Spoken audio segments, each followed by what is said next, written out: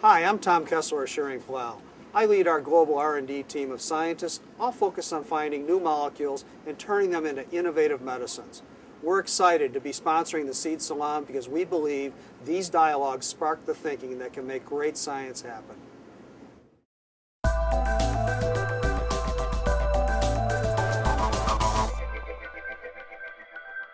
We subconsciously look at spaces in terms of evidence. It's a forensic sensibility. When you create something in the world, it's an experience that may be dormant for a while, but it still exists. What constitutes evidence about who you are, who I am? How do you preserve it? How do you embalm time? Just yesterday, I had an email announcing that a website, I won't name it, which essentially comprises 3D VR reconstructions of ancient sites. And it's meant to be a very engaging experience of the past. It's meant to be the past reconstructed in some kind of photographic verisimilitude, and so be engaging, and so be present to you now.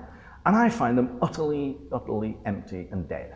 Why don't they ever reconstruct the things that you never see, like the brothels? Or well, that would be a bit risky. There's obviously that one, you know, and go for the public monuments because, well, you know, they're more spectacular. Well, you don't know that. Well, absolutely, yeah. There is that, but then even if you did, you know, sort of go for the stuff you don't see, you know, to walk through a room that you haven't seen before in some kind of photographic verisimilitude doesn't necessarily convey anything other than the fact that, ooh, I like the light coming in through that window, it's just right.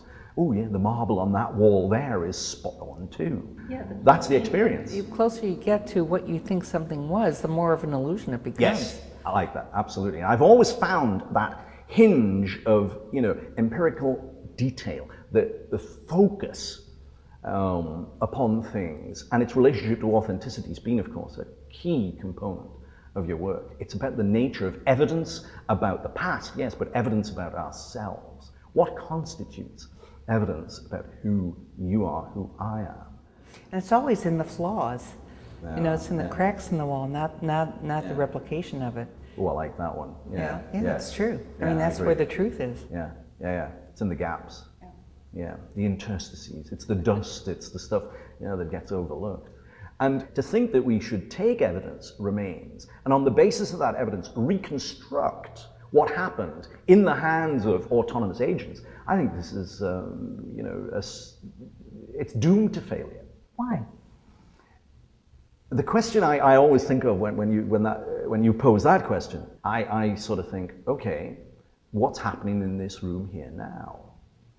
What is the bottom line on what's happening here? That is, what in the future would be the aim of understanding now? So in the future, looking back to now, what would the definitive statement, representation of the room here now, what would it be? Well, the question is, what is happening here now? Well, there's a conversation going on between me and you, but there's also the context of these two guys here who are filming it, and then there's Laura here too, who has another agenda. And then, of course, there's everything we were just talking about. Even what's happening here now is influenced by where I've come from, where you've come from, and it will take us in different directions in the future. And in, I don't know, maybe in a little bit of time, I'll look back on this and say, oh, it wasn't just a conversation in this room. It was, in fact, when I realized that my calling was not archaeology, but the arts, or my calling was movie making. And so what happened in this room was, yes, a conversation. That was incidental to something that changed something else that I realized with hindsight happened. But then you might say, well, what's happening in this room in terms of chemistry is not two people having a conversation. It's, I don't know, the air conditioning that's been switched off and the patterns of, you know, sort of heat transfer that are now occurring in this room. As a chemist, you have a very different view on things. Mm-hmm. So what's going on here has no bottom line. There's no definitive answer to say, this is what's going on here, and therefore can be represented in whatever way. Mm-hmm. So how do you make a video of all of that? How do you make photographs of all that? How do you document all of that? Now that is the classic issue, I think, that you're raising, as to what is, you know, the kind of definitive record or representation of something, an event or an occurrence. There isn't one. And there are many ghosts, you know, that are lurking around and lingering through us. That takes the technology of another generation or so in order to uncover and show what those stains and strains and perceived flaws really we're building towards. I love again all the stains and the flaws and absolutely again you're right, and it's I could throw in bodily fluids. Yeah, it's the materiality of things again, which I as an archaeologist it's uppermost in what we do precisely as archaeologists. But I mean, it brings up the fact that you really can't discard anything, nothing. I mean, just like not being able to see the brothels in full glorious 3D virtual renditions, not being able to see so many people in our society that are perceived to be discarded, but in fact may be the real core and skeleton of how we make our decisions and how we'll be judged.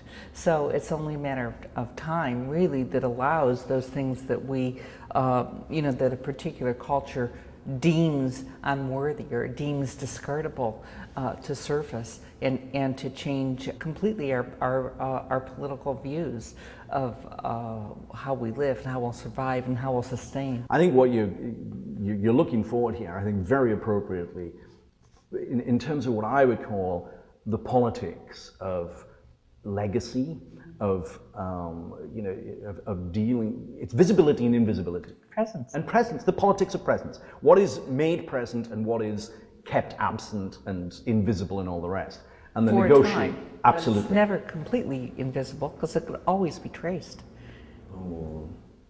There, again, in my long-term perspective, it's a very melancholic one, which is that, most of history is just, we've lost it all. And there is something, there's a hinge at the moment. I think there is a crucial issue in the politics of present, now and for the future. What are we able to recall, to document, to trace? And what should be documented and traced? But my sense is, what will we know of the future? What will be preserved and archived? I think will depend on the priorities, cleverness, politics, and rebelliousness of each generation. Whether or not they accept the values of the time that they're living through and redetermine what could be saved and what is important in sustaining a planet that's worth living in.